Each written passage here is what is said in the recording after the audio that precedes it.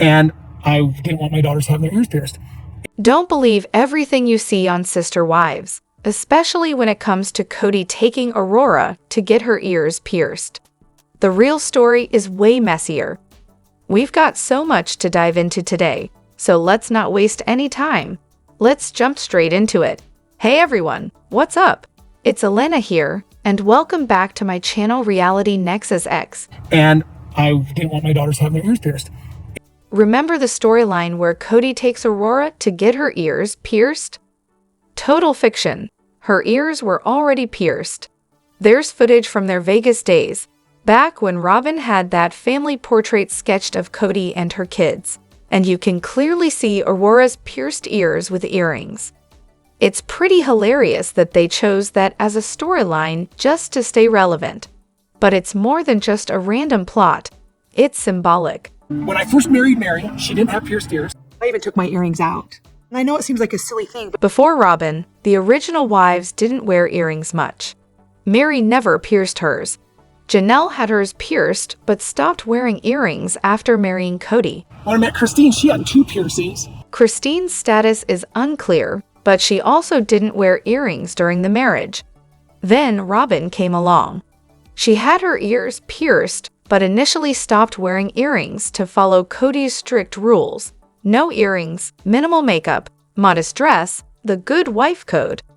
But soon Robin started wearing heavy makeup, tight clothes, and earrings. Suddenly, Kody didn't seem to mind anymore. The other wives followed suit. Janelle and Christine especially embraced earrings and makeup. I will take out my earrings and I will never wear them again. If you will be happy and jolly, from Thanksgiving until... Then Robin switched back to the demure wife act. So when the other wives let their daughters decide when to pierce their ears, it was labeled disrespectful. Meanwhile, Robin positioned herself as the obedient wife, rewriting history. And we're going to go get her ears pierced. Because of the COVID restrictions, Robin and I both can't go. They'll only allow me to go, or one of us to go, and Aurora picked me. The story that Aurora waited for Kody's permission to get her ears pierced. Fabricated. It's a staged moment designed to paint Robin as the devoted mother and to manipulate family dynamics. I'm not traveling with Christine and Isabel. Meanwhile, Kody can't even attend his daughter's spinal surgery. The original kids know exactly where they stand. There's also the influence of being on TV and living in Vegas, which likely affected everyone's appearance and style over time. A little bit because she has this real great... But Robin using the show to recreate a childhood daddy-daughter piercing date she had with her stepdad? That's downright creepy. You're getting nervous. I can tell you're almost like shaking. I am very nervous. The scene with Aurora acting like it's a big party, clapping and skipping, felt forced and unnatural. Kody's odd facial expressions when asked questions added to the strange vibe. Aurora has respected my authority as the father. Ultimately, this ear-piercing storyline was crafted to make Kody look good and guilt-trip his other kids. It's a manufactured reality TV moment, not genuine family history. Never let anyone convince you that Kody's grief was genuine. What you saw on screen was a scripted act, and here's why. Does anyone else find Kody's behavior during the episodes about Garrison's passing a bit odd? I'm looking down my esophagus in my imagination into my lungs, and I feel this. That comment about grief shooting out of his esophagus made eyes roll everywhere. What even was that? Like grief is some kind of bodily projectile. And then the funeral speech, because naturally, it had to be all about him. I think that Gwendolyn is sobbing and Robin's trying to console her. The weird dream story where Garrison supposedly told him to stop playing sad songs was so cringeworthy it could have been a parody. Honestly, it's a throwback to something old cowboy, in a way. A casket on a train, and I'm riding with the casket. Add in his cowboy pose, and you have the full tragicomic performance. Honestly, it would be refreshing to see future seasons without Kody and Robin. Watching these two narcissists grieve feels less like genuine sorrow and more like a badly rehearsed drama. Everything about Kody seems scripted. He lives in a fantasy western where he's the lone star cowboy. complete with designer jewelry and an emotional detachment so strong it's borderline alien. His line at the funeral, "Why you gone, boy?" would have been more laughable than touching. Maybe the dream story could have happened. Maybe. It's an act, I don't remember telling my old boys when we were at the funeral home. But Kody's insincerity is so consistent, it's hard to believe anything he says. He talks in a confusing jumble of fancy words that seem designed to impress, but mostly just confuse. It's like watching someone use a thesaurus just to sound profound and failing, and his understanding of anatomy, questionable at best. The grief shooting out of his esophagus line is not just inaccurate, it's bizarrely theatrical. He probably picked it up from some movie and thought it sounded deep. Real grief is raw, messy, and deeply personal, not a performance. Some have described truly gut-wrenching wails after loss, real, haunting sounds that stay with you. Kody's version? It's all show. What's more telling is that Kody had no real connection with Garrison. I don't remember telling my old boys when we were at the funeral home. Without being told, his life wouldn't have changed.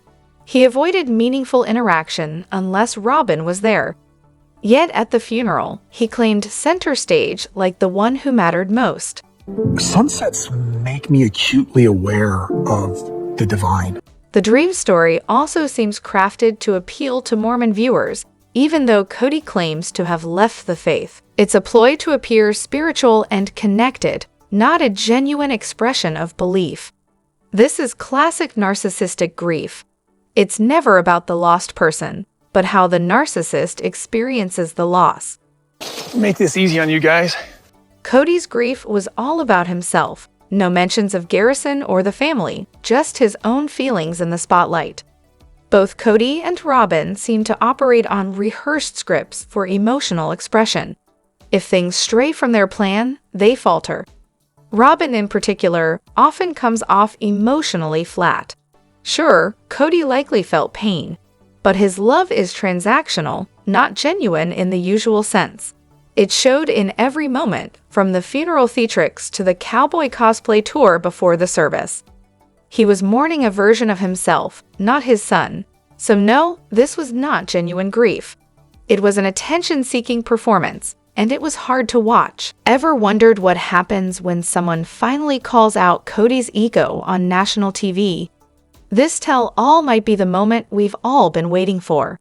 I want to shut you down now. I know you guys You can't want to shut me talk. down. Yeah, I can. No, you can't. I don't have to say the answer. Okay, you could act like a baby and Suki did an amazing job in the tell-all. Didn't give Kody an inch and absolutely nailed it. However, sometimes it feels like TLC should stop putting women through the whole oversized tampon routine and instead hire a male host Kody actually respects. We all know how awkward and giddy he gets around men. Imagine the blow to his ego if a confident male host laid down the law. He thrives on controlling women and situations with his ego and snark. But a man who refuses to play along would shake him up. Again, Suki did fantastic. But the idea of a male host really makes sense. He knows how to push the buttons, but he doesn't know how to take accountability for the fact that he just pushed a... Kody's a raging misogynist, and while production can't fix that, they can certainly put him under more pressure. A hunky, muscular interviewer would make him crack like a canary. Someone like Alan Ritchson or Jason Momoa, strong, confident, and unbothered, would be perfect. Kody would either try to bro out or totally implode. Hunk. I mean, she gets whoever she chooses. You know what I mean? I'm like, Kody's fixation on men is strange. He's been visibly nervous or flustered around them. Like that time, he called David devastatingly handsome. It seems more like a schoolgirl crush than intimidation, which just adds to how odd his behavior is. I want to shut you down now. I know you guys you want to shut me talk. down. If Kody threatens the host again, there must be real consequences. Not paying him or removing him would send a strong message. Suki didn't look intimidated, and that probably upset Kody because he couldn't control her. The inappropriate behavior doesn't get excused just because she wasn't scared. She's frustrated and she's so hurt in that mound that she... Suki also impressed with her interview skills, especially when she tried to get Robin to talk about Kody and Janelle's relationship. Her calm, skillful pushback was a clear shift from previous shows where Kody got away with shutting people down. Maybe the show's end date means producers are less willing to coddle him now. Still, having a male host who can go toe-to-toe with Kody and hold Robin accountable could lead to more honest answers. The current approach of letting him just not answer isn't accountability. I was wondering if you all believe in using protection. I don't think I'm going to answer that question. TLC really pushes the boundaries on content with odd questions like double dates with exes or favorite ex. Well, that's all gone. So Kody definitely has a barrier up around women. A male host could bypass that, and the oversized tampon approach feels tired. Ideally, there would be a duo hosting situation. Someone with charisma and skill to steer interviews off script and keep Kody on edge. Or a male therapist familiar with the show who can hold cast members accountable empathetically but firmly. But she's got a very large task ahead of her. Bottom line, Suki was great, but to truly challenge Kody's control and ego, TLC needs a male host he can't manipulate. And then watch how quickly he unravels. If you've ever wondered why Sister Wives is falling apart before our eyes, this latest tell-all might just explain it all. Okay, let's get real for a second. What exactly is TLC trying to pull here? This latest tell-all had me scratching my head like, seriously. I thought David and I should go on a guys trip together. And then I went, no, that would just be so uncool to Christine. TLC actually floated the idea of Kody going on a guys trip with David, and then hinted that Christine might be open to it. Knife in the kidney, anyone? Christine and Kody are exes for a very good reason. Yet there's zero context given, and Suki was left delivering this absurd suggestion like it made sense. I don't buy for a second that David or Christine want this. They were just being polite to the host. So what's the endgame? People often talk about how much the cast makes for rehashing the same family drama, but maybe TLC is the real reason this cash cow won't die. By the end of this strange segment, I caught a glimpse of despair behind Kody's eyes. Sister Wives doesn't seem to hold good memories for most involved anymore. Production knows that without some forced interaction, the show is finished. In reality, there's nothing left. Janelle and Miri have settled with Kody and Robin over Coyote Pass. I won't be giving him any of the money from the sale of my house. Christine took Kody to court for back child support, which has been resolved. That's pretty much it. No reason for any of them to keep talking, unless production drags them together for one last awkward reunion. The OG3 probably won out, but Kody and Robin likely don't. Without the show, their income is uncertain. At this rate, the show has maybe 1 or 2 seasons left. They're desperately grasping for content. 3 episodes focused on a funeral. Then a tell-all that just recycles old info and avoids the tough questions, like Kody's fading relationship with his kids. Nothing new, just sad reruns. Well, Kody actually mentioned going on a guys trip with David, possibly. We could do that. Kody's suggestion about a guy's trip wasn't genuine. It was a test, hoping someone still wanted to be around him. David and Christine politely shut it down, hilariously and painfully. Suki's really great. She's hard. She asks hard. And finally, Suki stood up to Kody like never before. His shocked, horrified reaction was priceless, deservedly so. And then we were all separate.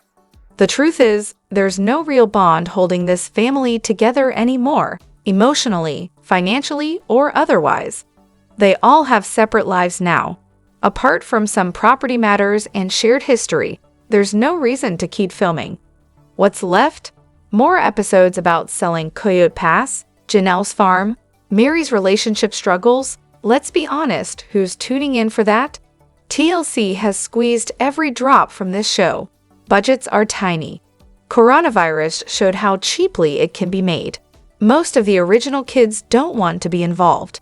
The audience is fading. Once, this was must-watch TV. Now, it's a tired mess. People watch out of habit or nostalgia, or maybe just to see the train wreck unfold. Bottom line, this show is over. It should end gracefully. The wives have moved on. The story has ended. Everything else is just noise. Want a guarantee in polygamy? Sorry, it doesn't exist. Here's why Robin's asking for one is a red flag. In the preview for Part 3 of Sister Wives Season 19, Suki asks Robin a simple question. Do you still believe in polygamy? Do you still believe in polygamy? If I had some sort of guarantee and Kody was up for it, yeah. Robin replies hesitantly, if I had some sort of guarantee. A guarantee? Of what, Robin? A guarantee that you'll always be the sacred cow, the #1 wife. That you'll get to sit on the porch with your sister wives who no longer want to be around. And I knew that he was getting closer to her kids and farther away from mine. That your kids will always come first. That Kody will never try to repair his relationships with the original wives and kids. Let's be real, there are no guarantees in life. When someone marries, they have to trust their partner's love and intentions without any promises or contracts. Like for many, many, many years. He would just be around in everybody's houses. Like there was a rotation. Cody didn't have a guarantee when he married you. He lost 3 marriages and a large part of his family to be with you, taking a huge risk. You took a risk too. We were mistreating her or her children in any way. When she was constantly getting favorited by dad, then there's no chance of. And just because everyone else eventually got fed up with you monopolizing his time, family resources, and securing your legal status, it doesn't mean they wanted to settle for scraps or accept a man who clearly favors you. Nobody wanted to sit on your porch watching Kody dote on you and your children. They chose to make their own lives and left you with the title and the perks. I would be interested in living plural marriage again. Now you want a guarantee. Everyone wants security, but life doesn't work that way.